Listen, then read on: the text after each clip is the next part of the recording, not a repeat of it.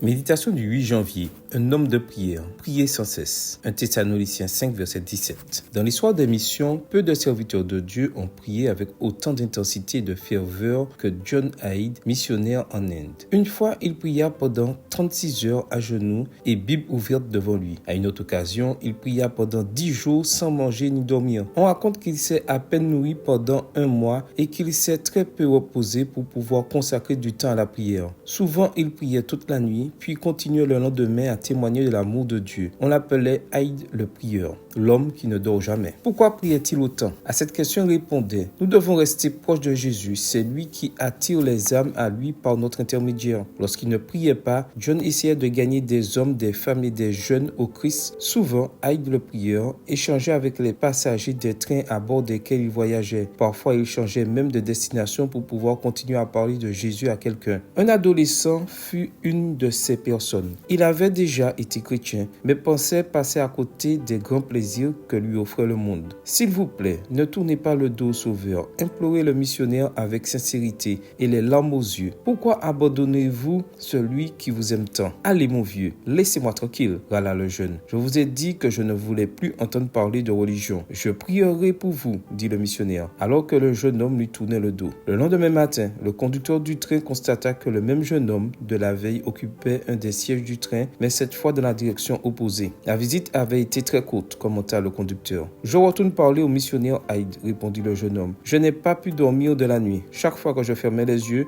je ne voyais que ce vieil homme et ses larmes. J'aimerais lui dire que finalement je vais être chrétien. La prière fervente d'une personne juste a une grande efficacité. Jacques 5, verset 16, Bible français courant. Aimerais-tu renforcer ta vie de prière? Aujourd'hui est un bon jour pour commencer. Amen. Bonne journée à toi et que le Seigneur te bénisse.